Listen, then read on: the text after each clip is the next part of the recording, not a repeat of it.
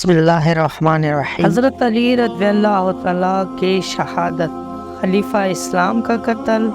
حضرت علی بن ابی طالب پر قاضی ابن ملجم نے 26 جنوری 661 عیسوی بمطابق 19 رمضان 40ویں عیسوی کو کوفہ کی مسجد میں زہر آلودہ خنجر کے ذریعے نماز کے دوران قاتلانہ حملہ کیا۔ علی رضی اللہ تعالیٰ عنہ بن ابی طالب زخمی ہوئے۔ اگلے 2 دن تک آپ زندہ رہے لیکن زخم گہرا تھا، چنانچہ جانبر نہ ہو سکے اور 21 رمضان 40 عیسوی کو وفات پائے۔ آپ رضی اللہ تعالیٰ عنہ نبی کریم حضرت محمد مصطفیٰ صلی اللہ علیہ وسلم کے جدید بھائی اور داماد تھے اور امت مسلمہ کے خلیفہ راشد چہارم تھے۔ حضرت علی رضی اللہ تعالیٰ عنہ 13 رجب کو ہجرت سے 24 سال قبل مکہ میں پیدا ہوئے۔ آپ کی پیدائش سے متعلق تواریخ میں لکھا گیا ہے کہ آپ بیت اللہ کے اندر پیدا ہوئے۔ حضرت علی رضی اللہ تعالیٰ عنہ کی امتیازی صفات اور خدمات کے بنا پر رسول کریم صلی اللہ علیہ وسلم ان کی بہت عزت کرتے تھے اور اپنے قول و فضل سے ان کی خوبیوں کو ظاہر کرتے رہتے تھے۔ جتنے مناقب حضرت علی کرم اللہ وجہہ کے بارے حدیث نبوی صلی اللہ علیہ وسلم میں موجود ہے، کسی اور صحابی رسول کے بارے میں نہیں ملتے۔ حضرت علی رضی اللہ تعالیٰ عنہ قاسم نسب آپ رضی اللہ تعالیٰ عنہ کے والد حضرت ابو طالب اور والدہ جناب فاطمہ بنت اسد دونوں قریش کی قبیلے بنی ہاشم سے تعلق رکھتے تھے اور ان دونوں بزرگوں نے بعد وفات حضرت عبد المطلب پیغمبر اسلام صلی اللہ علیہ وسلم کی پرورش کی تھی۔ حضرت علی رضی اللہ تعالیٰ عنہ پیغمبر اسلام صلی اللہ علیہ وسلم کے چاچا زاد بھائی ہیں۔ بچپن میں پیغمبر کے گھر آئے اور وہیں پرورش پائی۔ پیغمبر کی زیر نگرانی آپ کی تربیت ہوئی۔ وہ ایک لمحہ کے لیے بھی حضور صلی اللہ علیہ وسلم ان کو تنہا نہیں چھوڑتے تھے۔ آپ کے بارے میں عام روایت ہے کہ آپ نے 13 سال کی عمر میں اسلام قبول کیا۔ حضرت علی رضی اللہ تعالیٰ عنہ سے منسوب حضور صلی اللہ علیہ وسلم کے چند احادیث۔ عالم اسلام کے چوتھے خلیفہ حضرت علی رضی اللہ تعالیٰ عنہ کے متعلق حضور صلی اللہ علیہ وسلم کے چند احادیث مبارکہ درج ذیل ہیں۔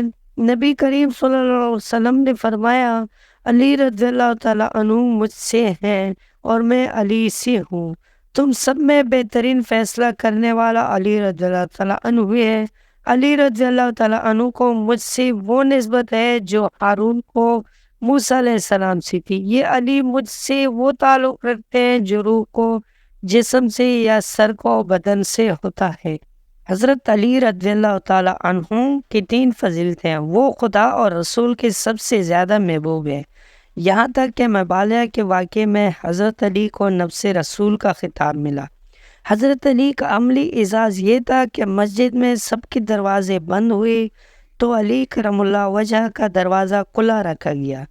جب مہاجرین و انصار میں بھائی چارہ کیا گیا تو حضرت علی رضی اللہ تعالیٰ عنہ کو پیغمبر نے اپنا دنیا و آخرت میں بھائی قرار دیا۔ آخر میں غدیر خم کے میدان میں ہزاروں مسلمانوں کے مجمع میں حضرت علی کو اپنے ہاتھوں پر بلند کر کے یہ اعلان فرما دیا کہ جس کا میں مولا مددگار سرفرست ہوں اس کا علی بھی مولا ہے۔ حضرت علی رضی اللہ تعالیٰ عنہ پر 19 رمضان 40 ہجری میں شام سے آئے ایک شکی القلب شخص عبد الرحمن بن ملجم نامی شخص نے کتام نامی خواجی عورت کی مدد سے مسجد کوفہ میں حالت سجدہ میں پشت سے سر پر زہر بجھی تلوار سے وار کر کے زخمی کر دیا۔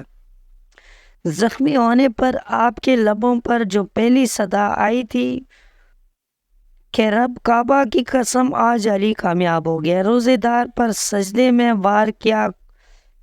کون تھا یہ قاتل؟ ایک مسلمان کلمہ گو نماز پڑھنے والا۔ اللہ اکبر! ہم ایسے مسلمانوں کو مسلمان کیسے کہہ سکتے ہیں جو دل میں بغض رکھتے ہو؟ کیا شان ہے ہمارے خلیفہ علی علیہ السلام کی۔ انہیں علم تھا کہ انہیں قتل کر دیا جائے گا اور قاتل کو جانتے تھے کون ہے، مگر اپنے رب کے رضا کے لیے قربانی پیش کی۔ پہلے قربانی باپ نے دی، آخری قربانی کربلا میں بیٹے امام حسین نے دی اور اس دین کو بچا لیا۔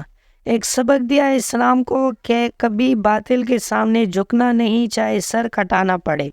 اللہ اکبر، ایسے ہوتے ہیں دین بچانے والے۔ علی مسجد کوفہ میں تشریف لائے تو ابن ملجم مسجد میں سو رہا تھا، الٹا لیٹا ہوا، نیچے تلوار کو چھپائے، تلوار میں زہر میں بجھی ہوئی۔ علی نے کہا، اے ابن ملجم اٹھ جا، نماز کا وقت نکلا جا رہا ہے، نماز ادا کر۔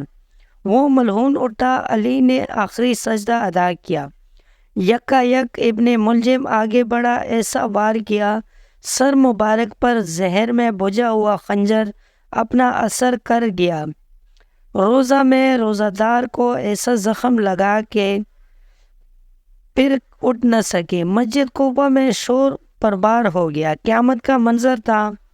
تمام چاہنے والے نالہ و فریاد کرنے لگے۔ حسن و حسین علیہ السلام مسجد میں تشریف لائے، اپنے بابا کے ریش مبارک خون سے تر دیکھی اور گریہ کرنے لگے۔ اصحاب حضرت علی رضی اللہ تعالیٰ عنہ کو کاندھوں پر ڈال کر گھر لے گئے۔